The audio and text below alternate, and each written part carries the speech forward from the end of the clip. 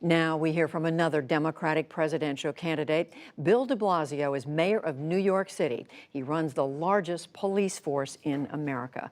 Mayor de Blasio, thank you for being here. Thank you very much, Judy.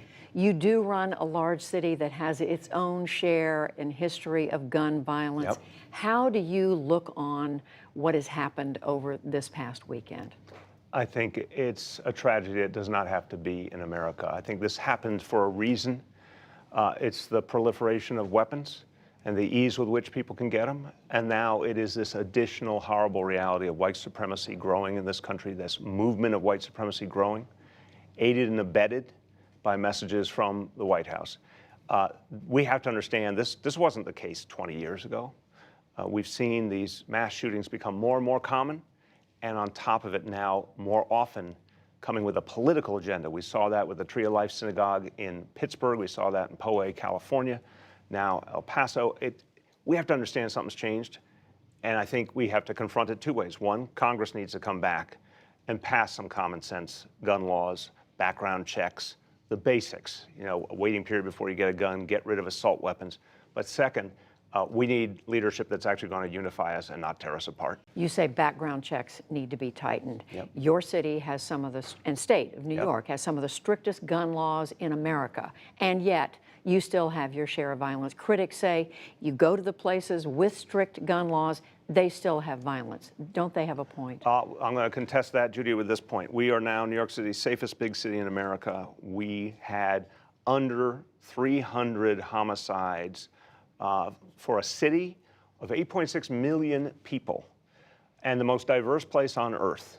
People in one of the smallest, crammed together in one of the smallest geographies you could imagine for 8.6 million people. And yet we've created some more mutual respect. We've created a stronger social fabric, and our police are working more closely with communities. The result, gun violence continues to go down.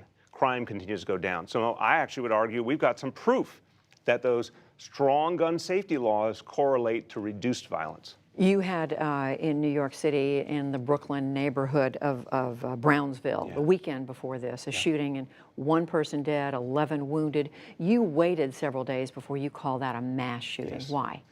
Judy, I have since said I understand why people in the community wanted to make sure that somehow there was not a different value given to one of these tragedies in one kind of community versus another kind of community. What do you mean by that? Meaning, I think the fear in the Brownsville community, first of all, I went out there the next morning, and folks were first and foremost concerned that the whole community not be painted negatively because of the acts of a very few. We don't know all the facts yet, but they appeared to be members of a local gang.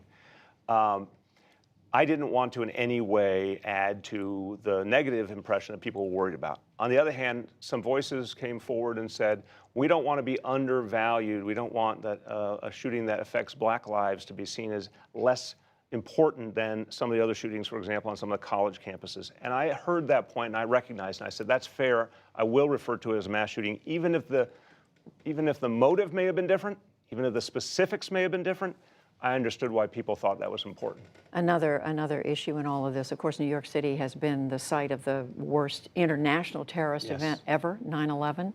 Yep. Do you think there's been too much emphasis placed on international terrorism and not enough on domestic?